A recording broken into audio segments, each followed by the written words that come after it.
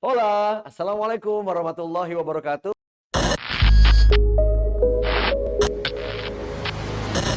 Di episode kali ini, saya akan ajak teman-teman merasakan pengalaman menjadi seorang presenter handal, ya, and how to be an impactful presenter. That's the point. Gitu kurang lebih ya. Nah, tapi apa sih? Ini journey-nya cukup panjang nih teman-teman. Pertama kita ngomongin dulu dari sisi pembuatan slide, pembuatan material PowerPoint. Habis itu baru kita langsung masuk ke how to deliver the presentation. Karena presentation kan ada beberapa poin, ada dua hal ya basically. Karena presentation itu ada dua hal yang terpenting. Pertama, bagaimana membuat slide-nya, dan yang kedua, bagaimana mempresentasikan slide-nya. Itu ya. Nah, sebenarnya banyak banget yang bisa diomongin, tapi ini kita akan bahas sedikit saja dari apa yang Steny pahamin di sini. Ya, oke, kita masuk ke dalam membuat presentasi. Ada 3 kegiatan penting: thinking, sketching, and scripting, gitu ya. Thinking, sketching, and scripting ini bagian penting. Katanya sih diharapkan setiap orang yang ingin melakukan presentasi, dia harus mampu membuat slide-nya sendiri. Dan ada 3 proses yang harus dilakukan. Thinking, berpikir; sketching, membuat sketch; to scripting. Nah, biasanya mereka punya metode-metode tersendiri lah. Seperti misalnya mind mapping, clustering gitu ya. Contoh mau bikin sebuah ide, bagaimana caranya membangun rumah. Nah, apa nih? Bulat pertama ke sini, dari sini ke atas ke sini, atau mungkin mau bikin pohon. Nah, terserah. Ya, generating ideas itu modelnya bisa banyak-banyak, tapi yang pasti 3 hal ini dalam membuat presentasi harus dilakukan oleh teman-teman. Thinking, sketching, and scripting. Nah, katanya ini ada beberapa rekomendasi. Nancy Duarte merekomendasikan bahwa seorang presenter itu sebaiknya menghabiskan waktu 90 jam dalam membuat sebuah deck atau presentation material yang 30 slide, 30 halaman. Jadi 90 jam, 30 halaman, dibagi aja tuh, ya. Satu halaman berapa menit. Nah, ini idealnya ya, karena mungkin banyak hal kayak thinking, sketching, scripting kan satu kesatuan di situ. Jadi 90 hours, 30 slides. Tadi sebagian atau sepertiga dari waktu itu dihabiskan untuk membangun slide, sepertiga lagi untuk latihan, dan yang pertama sepertiganya dilakukan untuk collecting ideas, organizing ideas, and sketching the story. Jadi fair enough ya, sepertiga, sepertiga, sepertiga. Thinking sepertiga, sketching sepertiga, dan scripting sepertiga. Nah, kita lanjut ya. Terus kalau judulnya atau headline itu seperti apa sih? Diharapkan kita bikin seperti Twitter-like headlines katanya. Create a Twitter-like headlines. Twitter itu kan memang suatu hal yang sederhana di depannya tapi bikin orang kaget gitu. Contoh kayak ini, contoh nih ya. This presentation is awesome gitu. Atau I heart this, ROTFL. Do you know what it stands for? Rolling on the floor.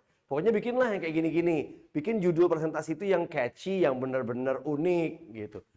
Contohnya 30 jam atau 30 cara menjadi pribadi lebih baik gitu ya. Atau 10 hal untuk menjadi pribadi lebih baik ya. Terus 10 hal menjadi pribadi lebih buruk, buruknya dicoret, bawahnya baik. Apapun itulah ya, teman-teman mungkin tahu nature-nya, tahu style-nya bagaimana menarik audience lewat judul tersebut. Karena judul ini yang akan membuat orang tuh akhirnya akan stay dan ikutan presentasi yang teman-teman siapin gitu. Nah, kita ngomongin PowerPoint. Dalam ngomongin PowerPoint ini ada fakta-fakta terkait PowerPoint. Fakta yang harus dihadapi adalah pertama nih, otak bekerja lambat. Ya. Jadi otak itu dikalahkan dengan mata dan telinga. Ketika orang duduk di depan tempat terjadinya presentasi, ya, dia akan melihat sesuatu dan akan mendengarkan sesuatu. Melihat dan mendengar itu lebih cepat dibanding otak gitu loh. Jadi pentingnya sebuah slide yang bagus untuk memanjakan mata ya, dan audio yang bagus ya sebagai jembatan untuk komunikasi itu menjadi syarat utama dalam sebuah presentasi gitu. Jadi di sini katakan mata itu selalu menang. Jadi orang ngelihat dulu gitu ya, baru orang akhirnya berpikir. Nah, kelihatan dulu. Nah, kalau slide-nya itu nggak menarik atau mengganggu mata dan akhirnya membuat mata lelah atau tidak memanjakan mata, orang akan lewat. Nah, kita akan belajar satu-satu nih. Intinya adalah dalam membuat slide kita harus membuatnya simple. Simple tuh kayak gimana sih, Stan? Nah, ini penting nih. How to make it simple? Ya, kita jauhkan kesalahan-kesalahan seperti ini. Nah, pertama, terlalu banyak info. di dalam satu slide, nih kan teman-teman bisa ngeliat, ini contoh nih ya, ada tulisan kesalahan, terus nomor 1 ada gambar cangkir, terus dibuat kayak sebuah speaker gitu ya. Terlalu banyak info, ini sedikit. Nah, terlalu banyak info tuh kayak gini nih, tuh, ini nggak bagus nih, this is bad. Jadi kayak bullet points, cluster, tulisan banyak gitu ya, dan sebagainya. Diharapkan bikin slide jangan seperti ini. Terus gimana ukurannya? Seberapa banyak dibilang banyak, seberapa sedikit dibilang sedikit gitu ya. Nah, ini contoh lagi nih. Contoh, presentasi 6 bahan utama kopi, di mana setiap bahan utama ditampilkan seperti di bawah ini. Wah, ini kalau orang lihat materi atau slide teman-teman orange atau merah-merah gini, aduh lelah. Oke, nah ini sebuah contoh nih, ya. Presentasi 6 bahan utama kopi di mana setiap bahan utama ditampilkan seperti di bawah ini. Tuh, lihat tuh. Kalau ngelihat huruf banyak ratusan gitu jumlahnya, mata udah lelah duluan, coy. That's why this slide, this thing is considered bad gitu. Ya.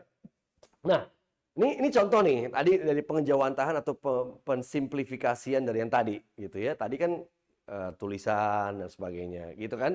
Nah, ini lebih baik ya, kurang lebih seperti ini. Ada gambar, ya, ada tulisan namanya. Nah, terus keterangannya gimana? Loh, kan kita seorang presenter udah tahu dong mau ngomong apa di setiap icon dan juga setiap poin tadi. Berarti kan semua udah ada di otak. Nah, PowerPoint itu hanya sekedar pengingat aja. PowerPoint juga PowerPoint, a point that has the power to remind us. Itu intinya. Oke. Nah, tadi ini transformasi bisa kelihatan kan dari yang tulisan-tulisan banyak ini menjadi yang seperti ini gitu. Oke? Nah, terus yang tadi pertanyaannya, seberapa banyak dibilang banyak, seberapa sedikit dibilang sedikit. Nah, ini nih, makin sedikit teman-teman membuat tulisan di dalam slide-nya makin bagus. 0 sampai 5 kata top, best. 6 sampai 10 very good dan seterusnya. Intinya tidak boleh lebih dari 40 kata. Ini bad katanya.